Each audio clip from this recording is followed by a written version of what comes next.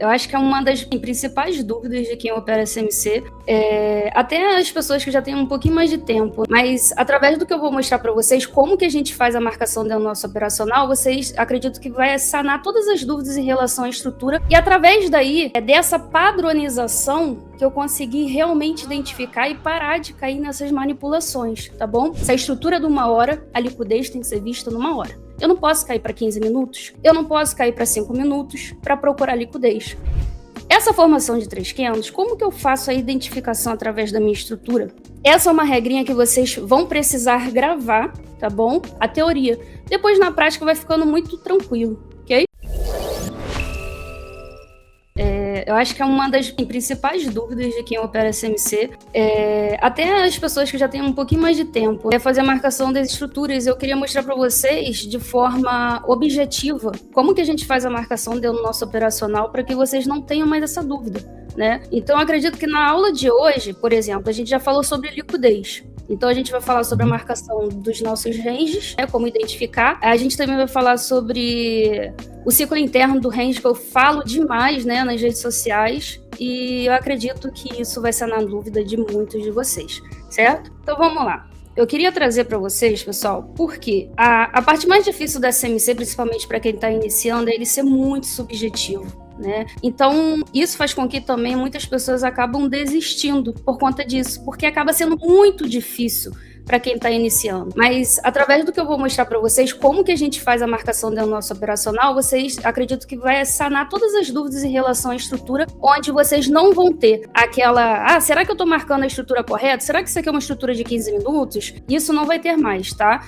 Então, eu pedi até pro Pedro colocar no título que é o operacional mais objetivo do SMC, né? Que isso faz com que a gente tenha facilidade de aprender, ok? Então vamos começar por um conceito que a gente utiliza, assim, 100% das vezes no nosso operacional, que é o que a gente chama de formação de 3 candles, tá bom? Então, deixa eu só fazer aqui o desenho. Não vou botar cor de vela, tá, pessoal? Não vou botar cor de vela, porque a cor de vela não interessa pra gente. Mas eu queria que vocês entendessem que, lógico que se eu estou numa tendência de alta, o mercado tende a fazer velas de altas, velas verdes, né? Então, o que o mercado tende a fazer numa sequência de vela de alta? Simplesmente rompendo o topo das velas anteriores. Basicamente é isso que ele faz, certo?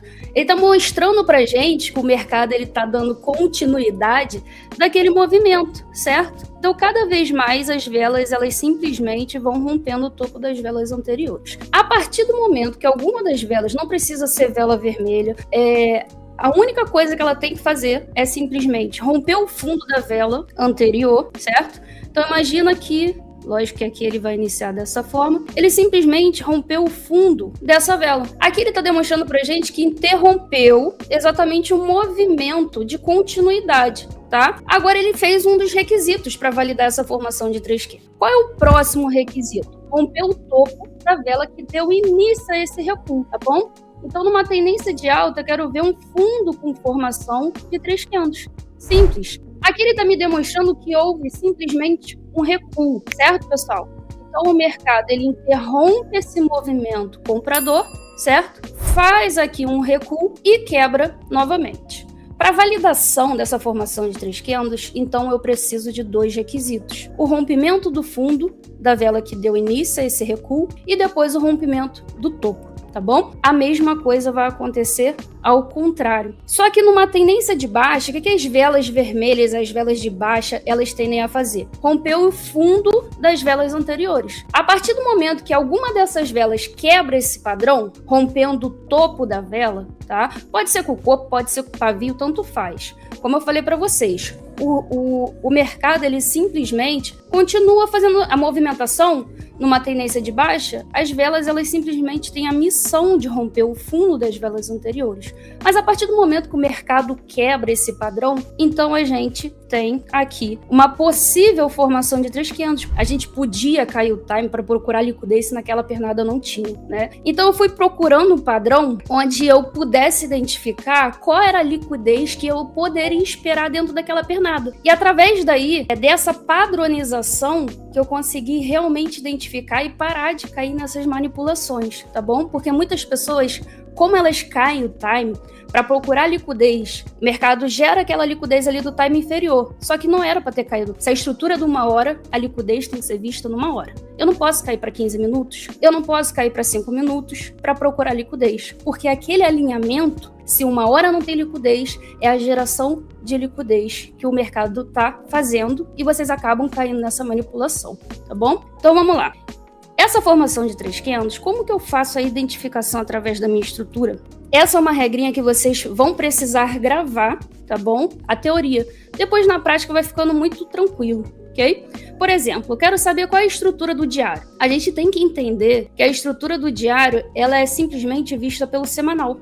Então, toda formação de 3 candles no semanal é a estrutura do diário, tá bom? Se eu quero saber qual é a estrutura do 4 horas, eu vejo toda a formação de 3 candles no diário. Se eu quero saber qual é a estrutura de 1 hora, eu vejo toda a formação de 3 candles no 4 horas. Por que existe exatamente essa regrinha? Porque se a gente for parar para pensar, pessoal, cada vela de um time maior representa uma estrutura do time inferior, certo? Se a gente for parar para pensar em relação à mínima, máxima, fechamento, abertura de corpo, o mercado ele simplesmente está fazendo essas movimentações aqui. E quando eu falo para vocês que o mercado precisa ter uma formação de 3 candles para validar a nossa estrutura, isso quer dizer que sem eu precisar cair o time, eu já consigo verificar que o mercado tem um fundo protegido, simplesmente porque ele fez a varredura de alguma das formas de liquidez que a gente já conheceu na live anterior, certo?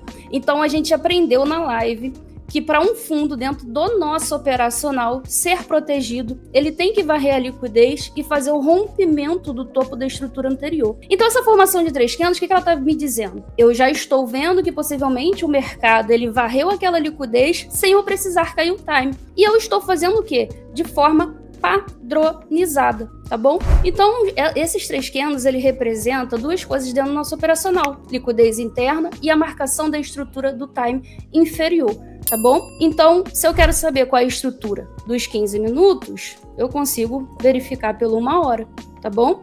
Dos 5 pelos 15 e assim vai, tá bom?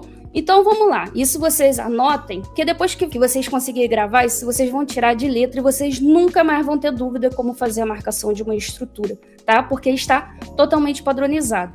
Que na verdade, quando eu tenho uma estrutura, a gente já sabe, né, no SMC, que o fluxo ele sempre vai ser mais importante que a estrutura, tá? E vocês já estão cansados de me ouvir falar, que eu sempre falo, que a estrutura, ela conta uma história. Né?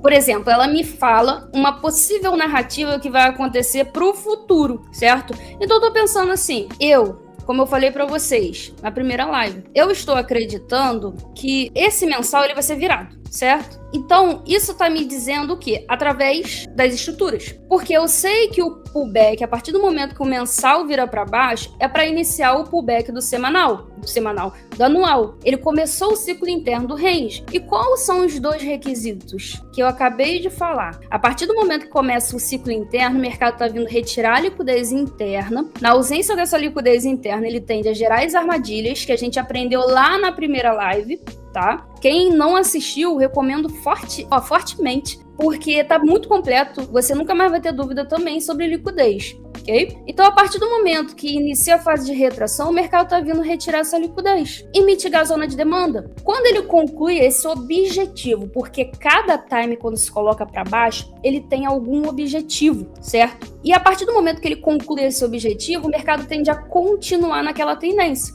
Então, o que eu entendo? Que o mensal virou para baixo para fazer o pullback do anual, para retirar a liquidez interna e mitigar a zona de demanda. Então, a gente tinha, por exemplo, essa zona aqui de demanda, mercado gerou uma liquidez próxima, porque essa liquidez está extremamente distante, então ele tende a gerar uma liquidez próxima.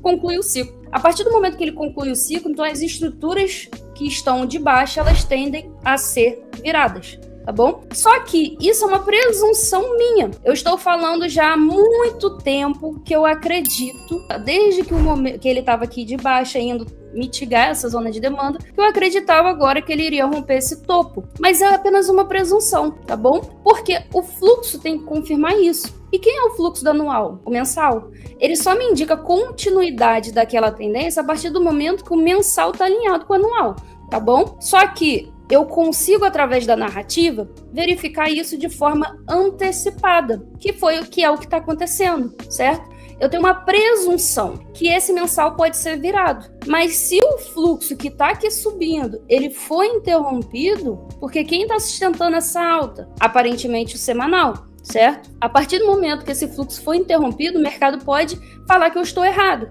ok?